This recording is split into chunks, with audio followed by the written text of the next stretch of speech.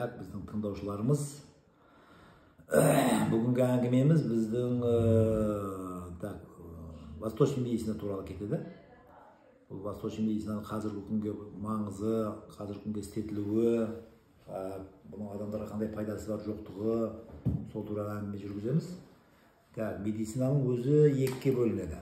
Есть восточный медицина, есть европейский медицина. Восточный медицина дегені бұл восточный медицинаның өзінің түрлері көп және. Бұған китайский медицина кіреді, тибетский медицина кіреді, индийский медицина кіреді, аюрведический медицина и медицина Авиценны. Медицина Авиценны еще его называют юнони медицина. Юнони дегені бұл гректен шыққан, грек. Бұның бастамасында Гиппократ, Гален болған. Юнон, соның үшін юнони медицина дейді. Енді қазір бізге жақыны, біздің қазір Қазақстанда қолданып жатқан не? Китайский медицина қолданады, иглотерапия, су жоқ дегендер, Тибет медицинасы кіріп келіп жатыр біраз. Енді біз қазір бізге жақыны Авиценна медицинасы. Бұл бүтін түрк халықтарының медицинасы. Бұл 18 ғасырға шейін бүтін Еуропада қолданылып келген. Енді мен өзім таныстырып өтейін. Менің фамилиям Абдувалиев Аширбек Абдувалиевич. Мен осы біздің клиникамыздың аты клиника народной медицины клиника Абдувалиева. Біз Шымкентте находимызда, адрестерін бәрін ссылкада береміз. Біздің қазір ашылғанымызға 2009-дан бастап ашылдық. Мен өзім Ташкенттен келгенмін. Ташкентте туылғанмын. Доктор наук, профессормын. Менің бүтін ғылыми жұмыстарымның барлығы осы восточный медицина бойынша болған. Кандидатский диссертациям, значит, китайский медицина бойынша болған, оны жақтаған мен Ленинградта. Кейінгісі медицина Авиценны. Значение медицины Авиценны в артрологии. Ол жерде біз мижаз деген теорияны қозғағанбыз. Оны мен Ташкентте жақтадым. Ол жұмыс Қытай манан сәмесінде болған жұмыс. Потому что оның түбіне жету үшін біз Қытайларға барып оқып, сол жерден олармен не алмасып, содан кейін жақтағанбыз. Енді қазір біз сол ғылыми жұмыстарымыздың бәрі не дейді, зерттеген тұжырымдарын біз қазір осы жерде қолдап жатырмыз. Енді сұрау туады. Авиценна медицинасын қазіргі күнде қолдаудың қажеті бар ма, пайдасы бар ма, адамдарға қаншалық денсаулығына пайдасы бар деген әңгімелерді қозғаймыз. Әрине, жаңа медицина екеу деп кеттім мен. Медицина 18 ғасырға шейін бүтін Еуропада Авиценна медицинасы қолданылып келген. Медицина деген сөздің өзі осы мадаты сино. Мадат деген бұл фарсийский слово, мадат, жәрдем. Так, значит, синоның жәрдемі. Сино, Ибн Синаның аты Сино болған, Синоның жәрдемі.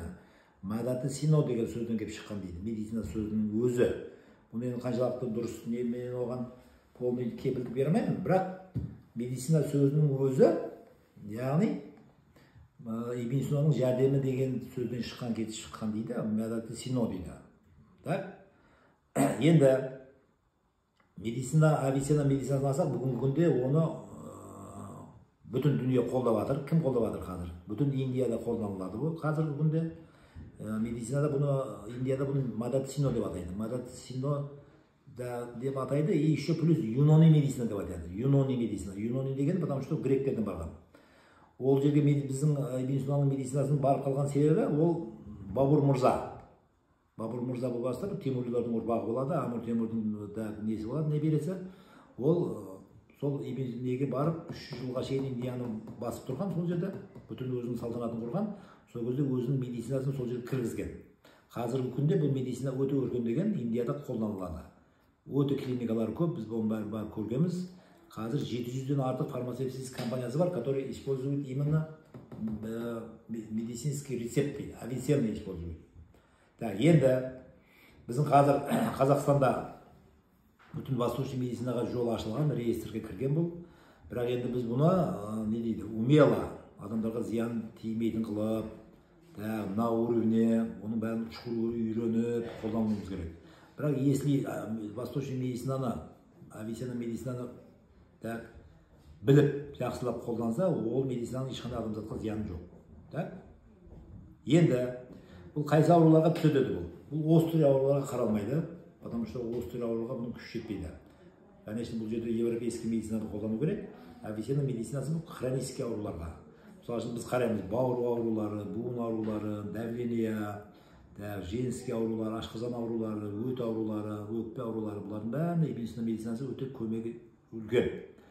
Бұның енді ең көмегі үлкеннің кілті ключі. Неде? Ключі бұның теориясында. Бұның теориясының ең бір негізі бұл мизаж деген теория бар. Мизаж деген теория, бұл мизаждың не екенін біз ссылкада бергенбіз. Сол мизажға қарап тұрып, бұл адамдарды лечение қылады.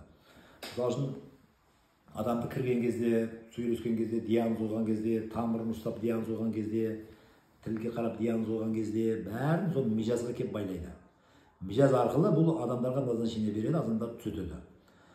Яғни мижаз теориясы бойынша әрбір адамның өзінің мижазы бар, сол мижазға қарап дауалау керек. Одан кейін әрбір жеп жатқан тамақтың өзінің мижазы бар.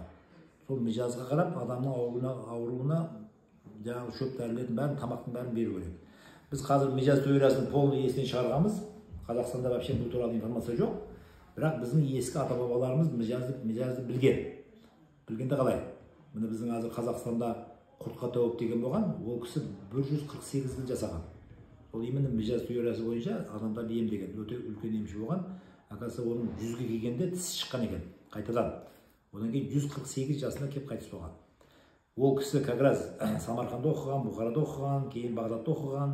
Сол именно ибн Сина медицинасы бойынша адамдарды емдеген біздің қазақта. Құртқа тауып. Бұны, конечно, Құртқа тауыптың қазір нелері құрылған Алматыда, нелері ескерткіштерінің барлығы бар. Енді мен айтпақшымын, қазіргі күнде ибн Сина медицинасының қолдаса, халыққа жәрдем берсе болады. Бұл жерде ең бірінші мәселе қойылатын адамдардың диетасын тамақ туралау керек. Тамағын не жеп жатыр, не қойып жатыр, адамның мижазына қарап сортировка қылыну керек. Бұл туралы ешқандай информация жоқ. Біздің халық бұл туралы білмейді. Бізге тамақты берген кезде оның несіне қарайды? Біз европейский медицина бойынша бізде 18 стол бар кәдімгі. Папиевзнер столға қарап береді тамақты. Одан кейін қандай ет жеу керек, тамақты қалай жеу керек, ол туралы информация именно ибн Синаның теориясы бойынша жоқ. Бізде сол бірінші орында тамақ мәселесі тұрады. Біз соны мижазға қарап сортировка қылып береміз. Екінші мәселе бұл образ жизнь. Образ жизнь. Образ жизньде адамның жүрісі, тұрысы, ойы, мақсаты, соған қарап адамның полный организмі өзгерер екен. Мысалы адамның егер мақсаты адамдарға жақсылық істеу, доброта дейді ғой, жаңағы души, мысылы жақсы болатын болса, организм соған қарап өзгерістер кете берер екен. Егер де адамның жүріс тұрысы, біреулердің жүрісіне қарасаңыз, мысалы үшін даже әжетханаға да машинеге барып келеді. Ол бір күнде вообще жүрмейді ол. ибн Сина айтады, егер адам постоянно умеренный физкультурамен заниматься тұрса дейді, оған ешқандай дәрінің қажеті жоқ дейді.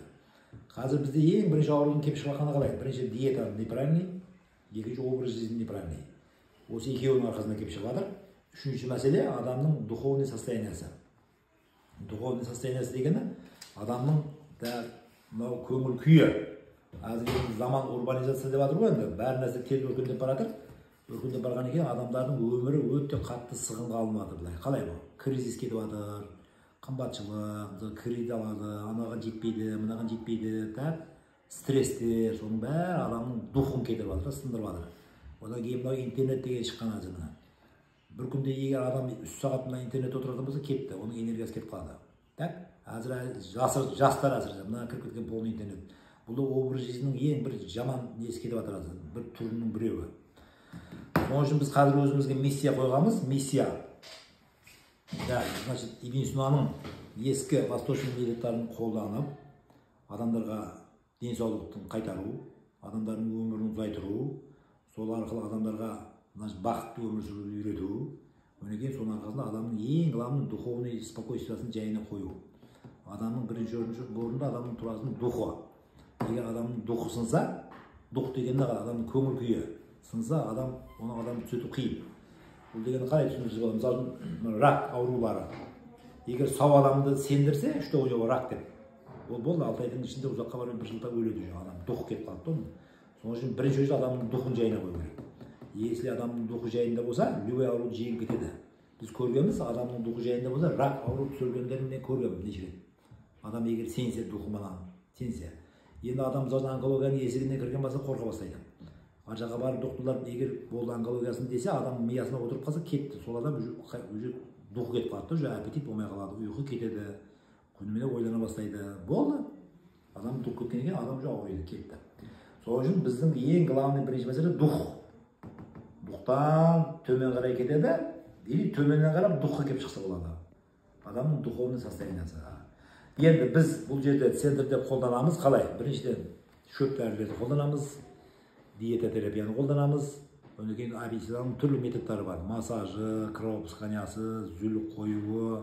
Бұның бәрін біз мижазға қарап істетеміз. Одан кейін адамның диагноз қоюға. Мижазда 10 параметрі бар. Оны ссылкада бергенбіз, оны қарап шықсаңыздар болады. Бұл қалай? Тамырға қарап диагноз қою, адамның тілге қарап диагноз қою, адамның көзіне қарап диагноз қою, одан кейін адамның зәріне қарап диагноз қою. Зәрдің өзі көп информация береді. Потому что зәрдің реңі, жаңағы көрінісі, ішіндегі жаңағы тұнбасы, соған қарап тұрып, полный адамның ішіндегі состояниясын білуге болады. Неге? Потому что ол 1000 жыл алдын ешқандай лаборатория болмаған. Лаборатория болмағаннан кейін адамдар сондай методтарды қолданған. Қандай метод? Яғни тамырды ұстап көру, тілге қарап диагноз қою. Енді бұлардың бәрі қазіргі күнде қаншалықты дұрыс емес. Мысалы қазір плюске қарап біз 6-7 параметрді көреміз енді. Частота, наполнение дегенде, тез ұруы, плюстың толуы, оның ритмі, эмиссияны 80-ден артық параметрді көрген, тамырды көрген кезде. Әр органның состояниясын білген. Так? Бұның бәрі научный основанный. Научный основанный дегені ол мысалы үшін не дейді? Бүйтіп ұстап тұрып, ол төбеден маған Құдай айтып жатыр деген емес. Материальный барлығы. Бәрін үйренсе болады, қайтарса болады, тексеріп көрсе болады. Так? Азыр айтады ғой біреулер, көп суп оқыдым, үйттім, бұлар енді медицинаның медицинасы жақын емес бұлар. Так? Медицинаның медицинасы материальный, научный медицина. Так?